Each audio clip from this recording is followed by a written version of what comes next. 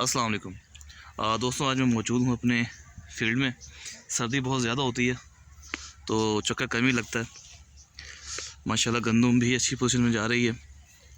इंशाअल्लाह ताला जल्द ही इसके ऊपर जो है बकरियाँ छोड़ दी जाएंगी।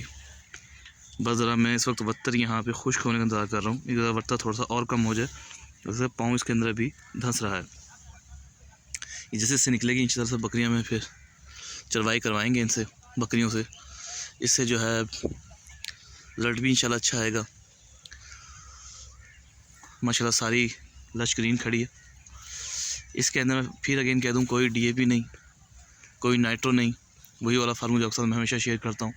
2 बैग नाइट्रोफास की जगह पे हम इस्तेमाल करते हैं 2 बोरी BOP ऑर्गेनिक फास्फेट, और साथ में हमने इस्तेमाल किया इसमें हाफ बैग यूरिया, और उसको पहले पानी के ऊपर हमने फास्फोरिक एसिड, साथ में फेरस सल्फेट, मैग्नीशियम सल्फेट और 12 किलो यूरिया इस्तेमाल की थी। और जब दूसरा तरबत्तर के ऊपर इसके अंदर हमने इस्तेमाल किया साथ में पौना बैग यूरिया का। और जी यहाँ पे मैं इस वक्त आ चुका हूँ अपने राय के पास। आपको याद होगा ये वही राय जिसको मैं उस दिन रात को पानी लगा रहा था। माशाल्लाह ये भी सब बहुत अच्छी कंडीशन में जा रहा है।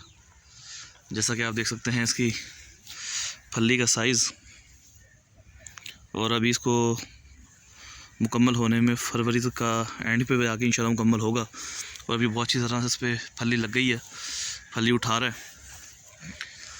आप दोस्तों दुआ की अपील है, जब भी फसल काश्त करें इंशाल्लाह उशर को याद लाजमी रखा करें। उशर से आपकी पैदावार सलाहियत भी बढ़ती है। और आप ये देखें कि एक अगर गांव से सब लोग मिलकर उशर दें तो कितनी ज़्यादा आपकी पैदावार में फ़ायदा होता है। इसमें कोई DAP नहीं, वही अपने वाली फार्मूलेशन, उसकी मैंने वीडियो कुछ दिन पहले अपलोड की थी कि जब रात को पानी लगाया था हमने इसको। माशाल्लाह इसको 3 पानी लग चुके हैं वैसे, और बग़ैर DAP के और बग़ैर उसके फसल काश्त हो रही है। ये फास्फोरिक एसिड ख़ुद तैयार करके इस्तेमाल किया है। ये आगे तक ही माशाल्लाह ऐसे ही है। ये एक प्लान के तहत लगाई थी। इसमें जो हमने सब प्लान किया है वो आपके साथ शेयर करूँगा मैं।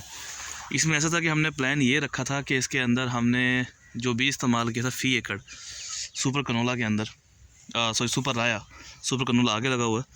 इसमें जो हमने बीज इस्तेमाल किया था 3 किलो फ़ी एकड़ इस्तेमाल किया था। और उसके बाद हमने ज़मीन की तैयारी करवा के इसमें खेलें निकलवा दी थी। जैसा कैसे देख रहे हैं आप, नीचे खेलें निकली हुई हैं इसके अंदर।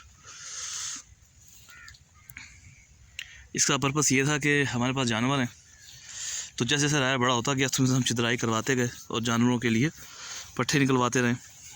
अभी माशाल्लाह ये और टेलरिंग करेगा, अभी और फली उठाएगा, तो इसकी यारी भी इंशाल्लाह से शेयर करेंगे।